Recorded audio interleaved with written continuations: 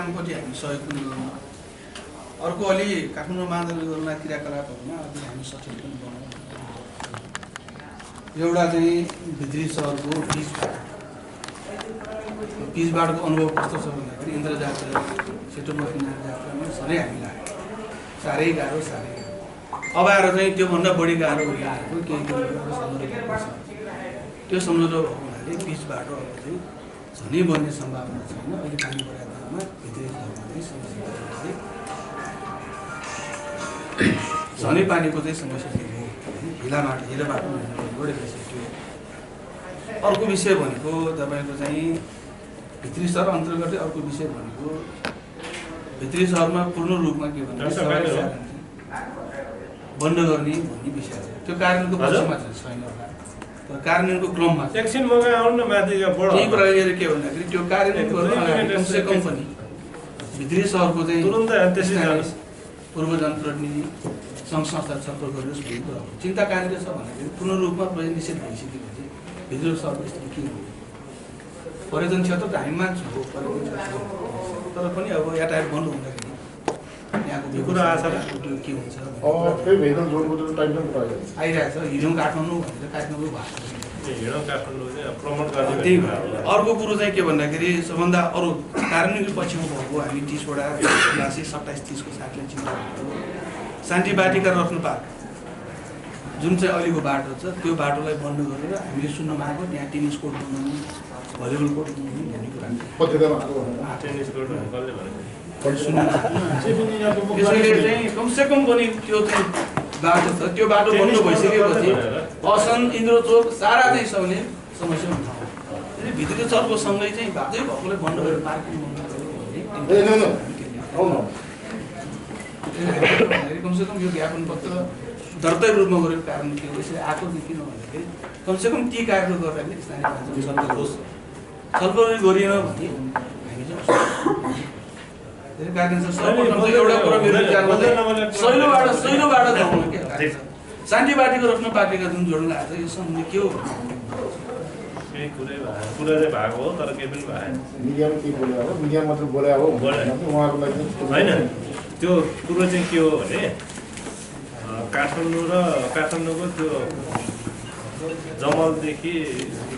सारासम्म क्षेत्र सबै खुल्ला राख्ने हुने अभियान भयो। पुरै खुल्ला राख्ने हुने अहिलेको क्याम्पसहरू हटाउने, प्रहरी हटाउने, आर्मीलाई हटाउन मिल्छ भने हटाउँ भन्नेसम्मको कुरा गरे हो होइन।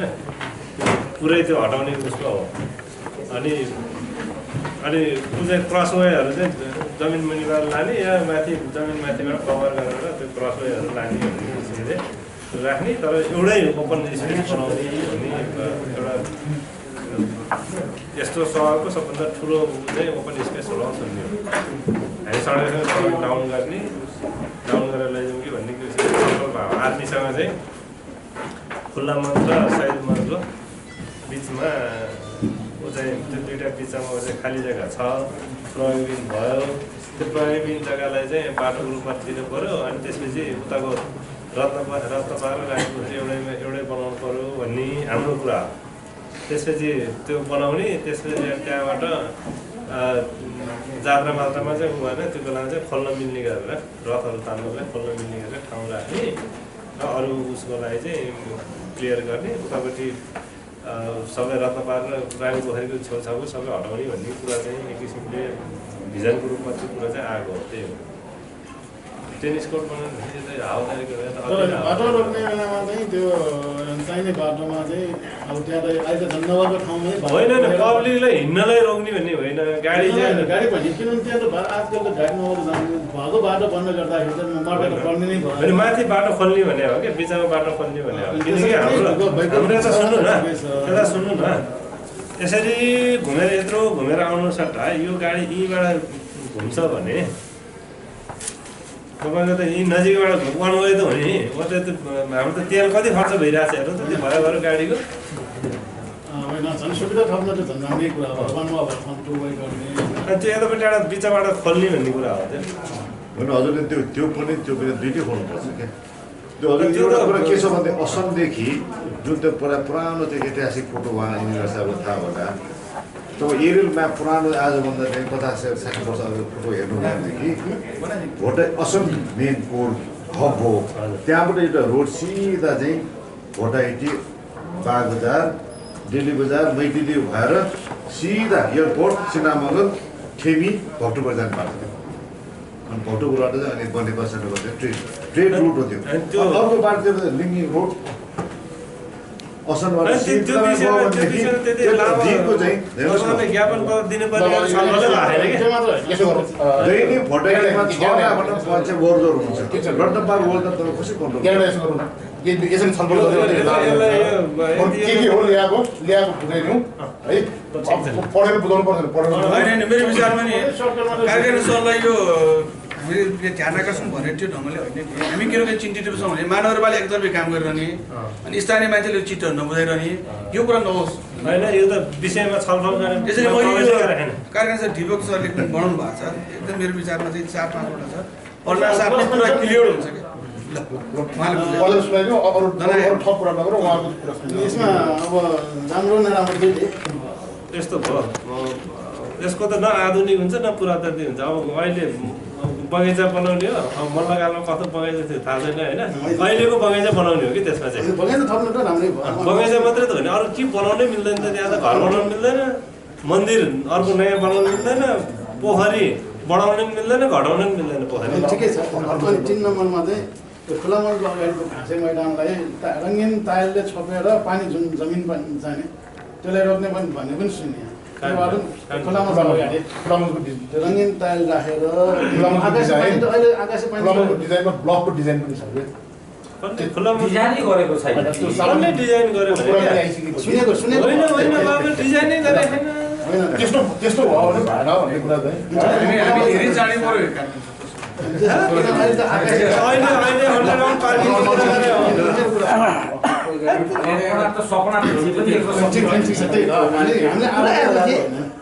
त्यो भएर आकाशे पानी त अहिले जमिन जानुपर्ने टाइममा झन् भएको खुल्लामा त्यो खुल्ला घाँसे मैदान पनि छोप्नु चाहिँ त्यो बाटो पनि हिसाबले भन्दिनँ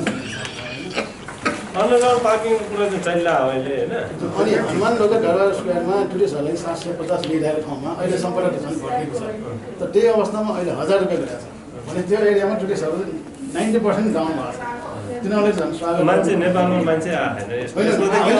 यो भक्तपुर र ललितपुरमा जति छ त्यति बराबर बनायो हो कि तर भक्तपुर र ललितपुरलाई हेर्ने ठाउँ अहिले पनि धेरै छ होइन तर बसन्तपुरमा छैन बनाउनु पर्छ बनाउनलाई पैसा चाहिन्छ पैसा मागेर होइन उठाएर बनाउनु त्यो कुरा बुझेँ मैले अहिले अस्तिसम्म 750 लिइरहेको कार्यकारी सर अस्तिसम्म 750 लिइरहेको अहिले 1000 रुपियाँ लियो त्यसमा त झन् उनीहरूले घटाएर स्वागत गर्नु पहिला पनि 750 75 डलरमा हुँदा $10 हो अहिले पनि $10 डलर भाउ बढिसक्यो पहिला 63 थियो तपाईँको मैले 62 रुपियाँ 50 पैसा थियो $1 पहिला हरेक वडामा एउटा एउटा पार्ट बनाउने भन्ने नि हामी सबैले स्वागत गर्छौँ त्यो चाहिँ बरु ठाउँ छ भने त्यो स्वागत किनभने अब पोजिटिभ पनि छ नेगेटिभ पनि छ नि हामीले छिटो नबुझेको पनि छ बुझेको पनि छ होइन अनि नक्सल स्थित नारायण चौरलाई धेरै हराभरा गरे एकदमै स्वागतीय काम एकदमै त्यो चाहिँ प्रशंसनीय काम किन राम्रो नराम्रो सबै भन्नुपर्छ अनि अहिले यो काठमाडौँको विभिन्न सडकमा पेटीमा चाहिँ त्यो ब्लकहरू छाइरहेको छ होइन पहिला चाहिँ त्यो स्टोन डस्ट मात्र राखेर ब्लक राख्थ्यो अनि पानी जमिन मुनि जान्छ बाटो पनि अहिले पुरा कम्प्लिट रान गरेको छ त्यसमाथि टाइल राखेको छ त्यो हुँदाखेरि पानी जमिन मुनि जाने ठाउँ पनि रोकिएको छ त्यो भयो अनि कमल पोखरीमा अब नगरपालिकाको सहयोगमा हो कि कुन हिसाब हो कमल पोखरीलाई पनि राम्रोसँग संरक्षण गरेको छ त्यो पनि एकदम राम्रो कुरा हो कि धेरै ठाउँमा किर्तिपुरमा यताउति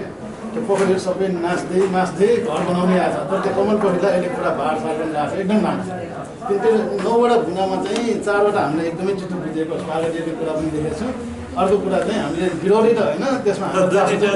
दुई तिनवटा चाहिँ हामीभन्दा तपाईँहरू अगाडि बढ्नु भएको छ कि मैले उत्तर सहरको इमेज एफएममा सुनेको भयो इमेज एफएममा भन्नु उत्तर सहरसँग तपाईँको देवा बाङ्केटमा भएको कुल बिर्सिनु भयो त मैले त क्लियर तपाईँसँग छलफल गरेको अर्को एउटा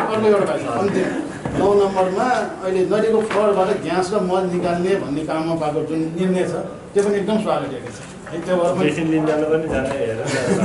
त्यो यो 9वटा भुना हाम्रो टोलवासीको चासोमा चाहिँ 9वटामा 5वटा चाहिँ एकदम सकारात्मक छ, 4वटा चाहिँ नकारात्मक त होइन, अलिकति सुधार अमेन्डमेन्ट गर्नु। 2-3टा कुरा तपाईँको यसमा म प्रश्न भनिदिइहाल्छु। यो के अरे आधुनिक भनेको बगैँचा मात्र हो, त्यहाँ अरू केही पनि बन्दैन। मान्छे बस्ने ठाउँ बस्छ, कुर्सी बन्छ, कुर्सी पनि आधुनिक नै बस्छ, किनकि काठे कुर्सी बन्छ। अहिले मैले भन्न खोजेँ तपाईँले बुझ्नुपर्छ कि यो चाहिँ फेरि कस्तो बन्छ भन्ने कुरा चाहिँ अहिले भन्यो भने प्रश्न हुन्छ क्या, पछि भोलि पर्सि के हुन्छ के हुँदैन। त्यही हुनाले विश्राम स्थल बन्छ, काठको बन्छ, हिँड्ने ठाउँ पेड स्टेसन भने पुरानो खालको होइन, अहिले आधुनिक खालको पेड स्टेसन भने हिँड्ने हुन्छ नि, वरिपरि घुम्ने ठाउँहरू बन्छ, फुटपाथ आधुनिक बन्छ। हामीले आज भनेको त्यो प्रेसरलाई प्रेसर भएको मान्छेलाई त्यो छाप हान्ने त्यो भावनाले त्यो बिहान चाहिँ हामीले लोकलहरूलाई फ्री दिने भन्ने उ छ कि, फ्री इन्ट्रान्स दिने, मर्निङ वाक फ्री दिने, त्यसपछि मात्रै इन्ट्रान्स फी लिने भन्ने कन्सेप्टमा चाहिँ गएको छ क्या, 13%। अनि त्यसपछि खुल्ला मञ्चको चाहिँ त्यो टाइलको केही पनि आएन यो होइन। खुल्ला मञ्चको चाहिँ हामीले के बनाउन खोजेको भने अन्डरग्राउन्ड पार्किङ माथि चाहिँ मैले यहाँ अस्ति मलाई कहाँ एउटा फोटो खिचेर पनि ल्याएको छु होइन, मैले खिचेर पनि ल्याएको छु। त्यहाँ चाहिँ अन्डरग्राउन्ड सपिङ मल रहेछ, सबै पार्किङ रहेछ, तर हामी चाहिँ त्यहाँ पार्किङ नै बनाउने खोजेको हो। अनि माथि चाहिँ मजाको चौर छ कि, मजासँग खुल्ला चौर छ, कसैले फुटबल खेलिरहेको छ माथि, कसैले त्यो घरमाथि छ भने थाहै छैन। तर त्यो घर मुनि चाहिँ सबै व्यापारी गतिविधि सबै यस्तो राम्रो मार्केट सेन्टर छ, त्यो भावनाले पालिका बजार त्यसै यसको पाटो त्यो हो। र यो उसको के अरे के उसले बाटो खन्ने होइन, उनीहरूले बाटो खन्ने यस्तो छ, उनीहरूले मैले मिटिङ बोलाएँ, उनीहरूले सेड्युल दियो भनेर मैले कन्सल्ट्यान्टलाई पनि बोलाएँ, उनीहरूलाई पनि बोलाएँ, सेड्युल अहिलेसम्म दिएको छैन। आज भोलि मैले बोलाउँदै स्कुल त्यो नयाँ सेड्युल दिएको छैन, मैले पटक हाकिममा चेन्ज हुन्छ, बल्ल बल्ल एउटासँग ब्रिफिङ गरेर हाकिम चेन्ज हुन्छ, अब अहिले नयाँ आएको छ, उसलाई मैले कार्यतालिका पेस गरेको छैन सर, कन्ट्याक्टरले उनीहरूलाई त्यो हाकिम आएपछि तपाईँलाई म बोलाउँछु, तपाईँले बोलाइसकेपछि उहाँहरूसँग त्यो फेरि तपाईँ जे कुरा हुन्छ उहाँहरूसँग छलफल होइन। सडक निर्माण काम त महानगरपालिकाले गर्नुपर्ने छ, एकैले त जिम्मा दिनु भएन। सडक उसको होइन, यस्तो हो, त्यो जिम्मा उसको भने होइन भने अहिले टेन्डर पनि भएको छैन सर होइन, उसको टेन्डर भइसकेको छ। यसो कुरो यसो सुन्नुहोस् न, उसले अहिले अलिअलि पिच भएको ठाउँमा जग्गा खनेपछि उसले खन्छ क्या उसको लागि पाइप राख्नलाई, पाइप राख्न खनेपछि त्यो बाटो चाहिँ पुरै पिच छ भने पिचै गर्दै पुरै ग्राभल छ भने ग्राभल गर्दै भने हो क्या। अनि त्यो यो उसको के अरे के उसले बाटो खन्ने होइन, उनीहरूले बाटो खन्ने यस्तो छ, उनीहरूले मैले मिटिङ बोलाएँ, उनीहरूले सेड्युल दियो भनेर मैले कन्सल्ट्यान्टलाई पनि बोलाएँ, उनीहरूलाई पनि बोलाएँ, सेड्युल अहिलेसम्म दिएको छैन। आज भोलि मैले बोलाउँदै स्कुल त्यो नयाँ सेड्युल दिएको छैन, मैले पटक हाकिममा चेन्ज हुन्छ, बल्ल बल्ल एउटासँग ब्रिफिङ गरेर हाकिम चेन्ज हुन्छ, अब अहिले नयाँ आएको छ, उसलाई मैले कार्यतालिका पेस गरेको छैन सर, कन्ट्याक्टरले उनीहरूलाई त्यो हाकिममा आएपछि तपाईँलाई म बोलाउँछु, तपाईँले बोलाइसकेपछि उहाँहरूसँग त्यो फेरि तपाईँ जे कुरा हुन्छ उहाँहरूसँग छलफल होइन। सडक निर्माण काम त महानगरपालिकाले गर्नुपर्ने छ, एकैले त जिम्मा दिनु भएन। सडक उसको होइन, यस्तो हो, त्यो जिम्मा उसको भने होइन भने अहिले टेन्डर पनि भएको छैन सर होइन, उसको टेन्डर भइसकेको छ। यसो कुरो यसो सुन्नुहोस् न, उसले अहिले अलिअलि पिच भएको ठाउँमा जग्गा खनेपछि उसले खन्छ क्या उसको लागि पाइप राख्नलाई, पाइप राख्न खनेपछि त्यो बाटो चाहिँ पुरै पिच छ भने पिचै गर्दै पुरै ग्राभल छ भने ग्राभल गर्दै भने हो क्या। अनि त्यो